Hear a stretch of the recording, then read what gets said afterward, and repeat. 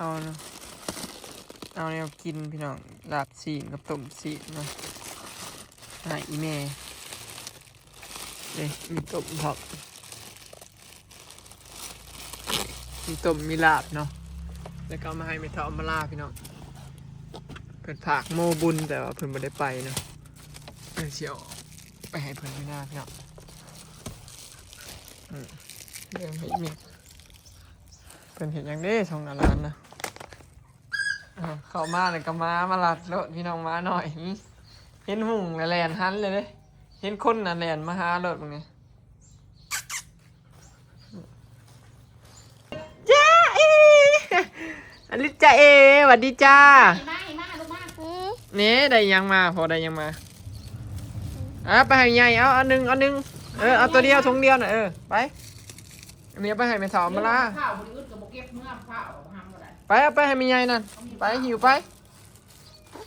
หิวไปหิวไปให้ใหญ่เอาไปให้ใหญ่โอ้ยลูกเอ้ยเช่ใช่เช่กูวะมันหนักบ่ฮะอีหยังลูกอีหยังได้อีหยังมาต่ออีนางได้อีหยังมาต่อสบายดีทุกเจ้ากันสบายดีได้ยังสิกินยังบ่ดีนะได้ยังมึงดูพอได้ข้าวปุ้นมาฝากกับเอาตุ้จ้าไหมเอาข้าวปุ้นกับลาบซีนกับต้มซีนพี่น้องอยากอ่ำบ่นี่มาอีแม่อันนี้ไว้เกลือไม้เนี่ยมันต้มซีนลาบซีนเอาไว้แบ่งมาให้อีแม่กินพี่น้องเพราะว่านี่เราสิยากเอาลานเพราะว่าหับแขกยังมาแรงเลยยังบ่มีผู้แขกมาเลยพี่น้องมาช่วงตอนเช้านะมาดำคน2 คนเขาบ้านทางบ้านเขานะเขาแล้วเวียเขากลางคืนมา5 โมง 6 โมงก็เลยมาเกลือหมูก่อนว่ะเดี๋ยวสิไปใหม่ให้ร้อยกับคุณยายถ่ายอยู่พุ่นให้เพิ่นเฮ็ดกินหับแขกเด้พอแขกสิมา5 โมงประมาณสินอนอยู่บ่หับแขกแล้วมื้อละดึกก็มา7 โมง 8 โมงมื้อเช้าหรือปะจะเด้อแม่นมื้ออื่นเช้าเอาไปใส่บาตรไปหับผ้าแต่ดึกบ่มีรถใหญ่พี่น้องรถใหญ่ก็มีเบิดญาติพี่น้องก็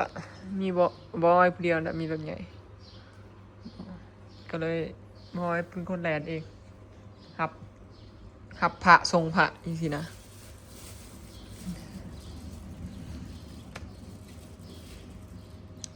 มื้ออื่นก็ได้ไปหับพระแต่เช้ามาใส่บาตรแต่เช้าเลยแล้วก็มื้อนี้ก็หับพระแล้วก็ไปส่งพระพี่น้องหับพระมาสันเพลแล้วก็เก็บกระดูกเฮ็ดพิธีเก็บกระดูกนี่ก็ไปส่งพระแล้วบอยก็มาเลยพอลูกเด้อลูกตุ๊กบวชแช่บ่ลูกฮะกินฮอดอยู่กินฮอดอยู่กินฮอดพ่อกับแม่อยู่กินฮอดอยู่โอ้เลือดหัวโอ้ยลูกเอ้ยนี่เก็บกินในเสือไอ้นางนี่เก็บกินในเสือเด้อใช่ป่ะกินทอดนั่งกับปุ้ยป่ะพี่น้องสูตรเบิ่งในคมดื้อเฮ้ยเขาก็มาพาไปคนกิโลเท่าเดินได้คนกิโล7-8 โตเคี้ยวเบิดเมียพาไปตากแดดคนนิยมเขาทำเปิดกันลอยไปสิเป็นหลักกิโลไม่ต้องปิ้งเราลังจกอ๋อไม่ต้องปิ้งหิวจะหิวแรงเราว่าเย็ดแม่ไว้มาหลักกิโลไม่ใหญ่ก้าวคืนไปชงอีกหลักไปปิดเด้อเขาเห็นจับเอาแล้วกันนะจับเอาเฉยแล้วมันอะไรมันตกที่ดินแล้วลูกบอกกินมันตกแล้วมันตกแล้วทีมอ้อนไหมมาแก่ๆเข่งมาเนี่ยติดเกือบพวกทำเลยนี่อ้อนไหมนี่มาเอานี่ยืมติดเกือบพวกทำเลยพวกบอกกินลายเด้อบอกกินลายลูกเด้อยืนท้องเด้อกินลายน้อยๆพ่อเอาซ้ำนี่นะพ่อโอ้ยอยู่ก็ไม่ใหญ่ถ่าเด้อนี่แหละจักหน่อยพอมาเด้อพอสิออกกระมูก่อนเลยชิเมื่อเวียกอยู่ก็ไม่ใหญ่ถ่าเด้อ7-8 โมงเด้อมาจีได้เด้อจักไหนห่วยเวียดเดินไปเวียดกับบุญอาหารมาเร็วเวียดอีนั่งเวียดมาอยู่ได้ไม่ใหญ่เด้อ นี่แหละอยู่น้ำไม่ใหญ่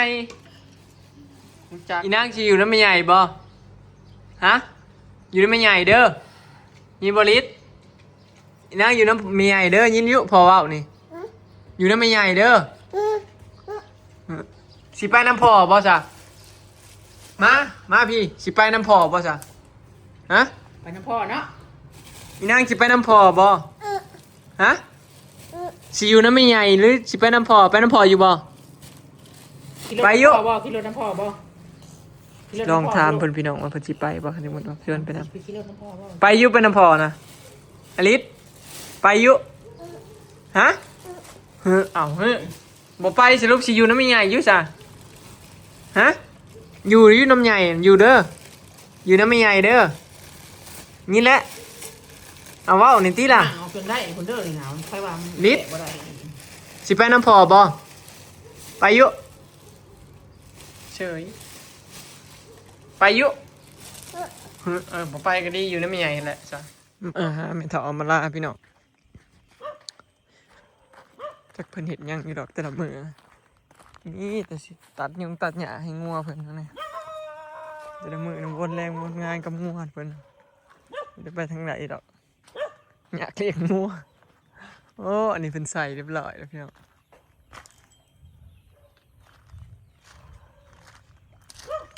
แม่เฒ่าเอ้ยลูกเคยมาแล้ว 500เอามาเบิดงาน เอารถกินหลายคน เล เลย จิเล่ หลายคนเขาเป็นทวอนนี่คนในเทียงเขาหลายเลยก็มาเผื่อกันอิ่ม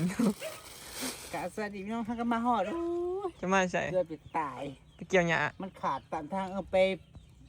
ปเอาพันหญ้าเข้ามาไปหลักพันหญ้าเขาอยู่แม่น้ำคลอง เออ พอดีหิ้วเขานี่จ้า พอดีเรากินข้าวลาบชิ้นกับอันผักปุ้น ชิ้นขัวชิ้น อืม ยินดีกินละขัวชิ้น ปลากับบริเกียวเบิดมือเลยลืมบอก เจ้าเอาเกลือ เกลืออยู่อันนี้ก็ไปบนมือท่านก็มาพี่น้องเอ้ย ลืมเหมือนยังดอกไปเลยมาเก็บดอกกระเจียวไปเลยเผา ในหญ้าพันมา3 สอบ ที่มาปลู อันนี้ก็ยังชิไปใหม่ได้นี่นะ ไปอีกบ่ เพราะว่าไปหับแขกได้บ้านนี่แขกอยู่แถวบ้านบ่ได้คือทางเฮาได้ เขาสิกินมายำ เขา แรงเนาะ เขาผูกงัวผูกหยังเขาแล้วเวียกแล้วงานเขาแล้วเขาสิไปงานมื้อแรงบ้านหั่นบ่ได้คือฝั่งทางนี้เลยทางนี้เขาเจ้าสิมาตั้งแต่เช้าพี่น้องแต่อยู่พุ่นน่ะ5 โมงมื้อเช้านี่ก็หับแขกเฮ็ดกินกับบ่หลายเนาะส่วนหลายก็ย่อกันเอง งานทำไมมาดีกันเนาะขาวๆออกหลายเลย เออ เออ อืมงามเนาะมีแต่หนองามๆเลยมีแต่หนออ่อนขาวงามเด้อทางพุ่นเนาะดินคลอง แม่น ดินคลองหน่อไม้งามอ่อน เดี๋ยวสิไปอีกบ่เดี๋ยวนี้ แม่นป้าอันอีเมทัลไว้กับอันแมริดไว้เพิ่นเห็ดแมริดน่ะเห็ดกินพี่น้องแล้วก็ เขาอยู่พุ่นบ่ คุณยายก็อยู่นั่งถาโมเด้อีเมทัลก็อยู่ เลี้ นะ งพุ่น อีเมทัลก็นั่งอยู่ในเฮือนแบบ อยู่เป็นผู้เฒ่าอันถาโม ถา ถาม เนี่ เนี่ย ย กินมาเนาะ อีแม่จักพังเบิ่งเฮาว่าสิย่อแขกแล้วเฮาจังสิมาว่า7-8 โมงพุ่นละแล้ว ถามเอาไปซับปลูกมันหญ้าจะขึ้นนู่นว่ะขึ้นคือเก่าเลยเนาะ ซับปลูกนะ ว่านางไว้ใส่หัวสปริงพี่น้องซื้อหัวสปริงมัน อันนี้สปริงเกอร์อันนี้เด้อสิซับปลูกเลยปลูกคือว่าสิไข่นี่บ่แช่น้ำก่อนบ่ ว่าจะสั่น จุ่มน้ำก่อน อันนี้เขาเอามาตัดเป็นอีกท่อนก็ได้นะเนาะ แม่น ตัดอีกท่อนแล้วก็เสียบ แช่น้ำก่อนเห็ดคือคนสิไข่อีกติ เป็นหลัก มันขึ้นอยู่เนาะอันนี้นะไทยแล้ว FC เพิ่นว่าให้บอยขาดกบเลยขาดบ่ได้พี่น้องเฮาต้องหว่านเม็ดก่อน ก็เลขแมน บ่ขาดได้อยู่คันว่าเฮาหว่านเมล็ดนะเฮาหว่านเมล็ดแล้วเฮาจะมาขาด อ๋อเขาว่าถาวานมาเล่นน่ะต้องขาดก่อนเนาะ เพราะว่าที่จริงมันก็แจบอยู่แต่ว่าคันเฮาขาดมันก็สิออกทุกเม็ดหลายเม็ดนั่นแหละ เม็ดมันก็บ่ได้ไปหาซื้อกับบ่มีเนาะใน มัน บ้าน มี ก็ แต่ บ่ สั่งมีแต่สั่ง นอกจาก สั่งในเน็ตอย่างเดียว ก็เลยแต่เอาแบบนี้มาบัดนี้ มันก็ห้วยมันก็ได้หลายเติบเลยเนาะเฮามาตัดบ้องแล้วก็ไปเสียบเนาะ ให้อันนี้แม่ปลาเลี้ยงเด้แม่ชีเลี้ยงสั่งให้เมล็ดอัน เพื่อ เนี่ย จะมาห่อ บ่อันนี้ก็ปลูกน้ำตัวเมล็ดก็สั่งมาหว่านน้ำ เนาะ ตัวนี้ขึ้นตัวนั้นก็ขึ้นอยู่สิเด้ซ้ำๆตัวนี้ขึ้นตัวนั้นก็ขึ้นอยู่สินะ นางต้องได้มานั่งตัดอีกพี่น้องตัด เสียบมือ มันบ่ได้ลายเด้อนี่นะจะปลูกสิได้ยังเบิ่งเดินเจ้าเบิ่งเนี่ยเดินเจ้าบ่เป็นน้อยๆเด้อผู้ไปหอดผู้อ้อมเบิดเลยน่ะไทยน่ะหอบถีบเลยน่ะสิปลูกได้แต่ยอมเดียวนั่น ปูไปย่อมนึงแต่ว่าเฮาขึ้นมันปล่อยมันขึ้นงานแล้วเฮาก็สามารถขยายพันธุ์อีกก็ได้เนาะ แม่น ขยายพันธุ์ เจ้ากี่ขั้นขยายพันธุ์ก็ซื้อเมล็ดมาหว่านโลด เน็ตมันง่าย แต่บ่เคยปลูกพี่น้องยังบ่เคยปลูกพันธุ์นี่จักเทื่อเคยแต่ จะเกินหญ้ายังอยู่คลองส่วนร้ายกับย่ามนี่เขาก็ไปเกี่ยวหญ้าอยู่คลองนั่นแหล้วมาให้งัวอยู่ดอน เขาเลี้ยงงัวนะพี่น้องเพราะว่า น่สิเกิดอัน ถ้ามันกินแต่เพื่องแล้วมันก็จ่อยเด้ เสียบไปพ้นบ่ตกมาสิตีก็เสียบแล้วก็ต้องนอกจาก โฮด โพดอีก แม่น สีน้ำโพดอีกโอ้ย เจ้าต้องต่อถอออกไปรถต่อสายยางออกไปว่าก๊อกต่อก๊อกออกไปก็ได้นี่ชื่อถอแป๊บมาต่อก๊อกออกไป แล้วก็เห็ดเป็นหัวก๊อกนั่นน่ะแล้วก็เอาสายยาง มันจังบ่ยากดึงละเง่งละงะเลยมันยากปลูกอันนี้ก็ยากคือกัน แต่ว่าปลูกเวลเมล็ดก็ง่าย แต่ว่ามันสิขึ้นช้าเพราะว่ามันต้องใช้เวลาฝนตกขึ้นมามันแล้วมันขึ้นเองมันเด้คือของเฮา ปลูกต้นไม้บ่ได้เพียงยังดูแลบ่ทั่วที่ยังเสือปลูกหญ้าอีกเพิ่มเข้าไปจ้านะคะ ปีหน้าก็ไข่แล้วแหละคันได้หญ้าเนี่ยงัวก็มันจังว่ามันได้ลูกได้หยัง บ่เสร็จมันนี่พวกมัน เอามันก็อยากเชิงแต่ว่า บ่ เพราะว่าเห็ดบาปมัน ลูกนะคะเลี้ยงแต่อีกช่องโตนี่พ่อจ้าลูกมันออกมาก็สิมอกค่ะ นี่แน่นี่แน่ นี่แน่นี่แน่บ่ ไปเบิดมือจังได้กินหญ้าบ่ตัดมือ ระวัง แค่ เกี่ยว ละแปนเบิดแล้วเดี๋ยวนี้นั่น ระวังเกี่ยวเกาะมือ บ่ อยากลูกแล้วผู้เฒ่าเลี้ยงลูก FC ว่านี่แหละไม่ได้เลี้ยงลูกตอนเฒ่ามันยากเหลือแห้งกับบ่หลายเลย เขามาสวนพี่น้องดีแต่แม่เฒ่ามาลาเราเกลือให้มื้อเช้าลืมบอกลืมมาเกลือปลายำแรงก่อนเกลือปลาแล้วเกลือหมูแล้วก็จังสิไปใหม่พี่น้องเพราะว่าปลาชะลอยให้เพิ่นให้กินเห็ดหยังถาบ่ว่าสิมาเวียกกันนี่วะ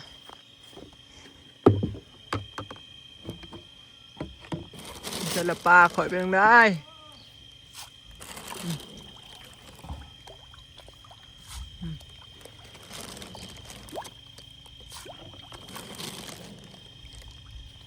สองฝั่งพี่น้องอีกฝั่งเทิงเนาะมีสองฝั่งเด้มีแต่ปลาเค็งพี่น้องเชียวร้ายปลาตะเพียนกับเรือบัวลายแล้วล่ะปลาตะเพียนใหญ่อ่ะตึกกินสองเทื่อตึกมือนะกับปลาลายนึงเห็นอยู่ของบัวลายเนาะเห็นปะปลาเค็งน่ะยัวอยู่เค็งน่ะประมาณ200 กว่าโตนี่แหละที่ปล่อยมือนั้นแล้วกับปลาตะเพียนหน่อยชำนี้ก้อยนี่พี่น้องน้อยกว่านี้ก้อยนิดหนึ่งปล่อย6 ธงหรือว่า6 7 ธงนี่แหละ6 ธงเนาะหาธงแบบนี้บุจืดนี่แหละรวมแล้วกันต่อยกลัวอยู่ครับมันหน่อยมันใหญ่เพื่อจะเชียนมันเนาะ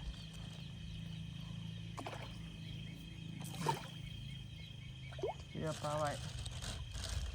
กุ้งนะบ่เห็นพี่น้องมือตะกี้ว่ามือแรงคิดมาเยื่องเบิ่งเลยบ่ว่าง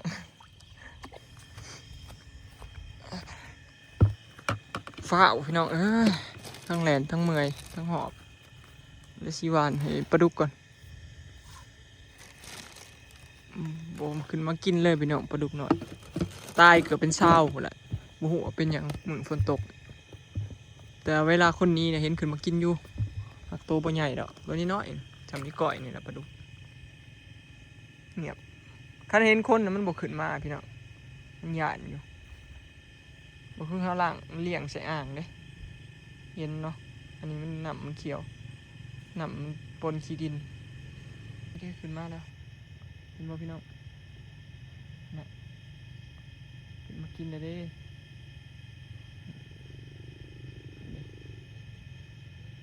รอบหน้าบอยจะซื้อหัวหานปลาดุกเนาะรอบเดียวหัวหานปลาตะเพียนมาเกลือก่อน พอมีปลาตะเพียนน้อยเห็นไหมพี่น้องที่บอยปล่อยใหม่เนี่ยตะกี้ว่าสิเอาหัวหารปลาดุกเนาะ FC เพิ่นว่าหัวหารปลาดุกมันสิใหญ่กว่าแม่นอยู่พี่น้องเนาะรอบหน้าก่อนพอมีปลาตะเพียนน้อยบอยบ่กล้าเอามาเกลือได้หัวหารอันหัวหารอันปลากินเนื้อนะปลาดุกปลาตะเพียนน้อยใหญ่ก่อนเนาะสิเอาหัวหารปลาดุกมาเกลือเบิดจักใหญ่ไว้เห็นขึ้นมา4โตวบรรยากาศยามแรงพี่น้องอยู่บ้านสวนเนาะประมาณนี้จ้าเดี๋ยวบอยสิไปเกลือหมูแล้วก็สิฝ่าเมื่อบ้านต่อเนาะพี่น้องเดี๋ยวเมื่อเวียกก่อนมื้ออื่นก็สิได้ไปรับพระแต่เช้าแต่ดึกๆมาใส่บาตรเนาะโอเคเนาะพี่น้องคลิปนี้ก็สิขอเก็บภาพบรรยากาศไว้ซ้ำนี้เด้อเนาะพี่น้องไปแล้วสบายดี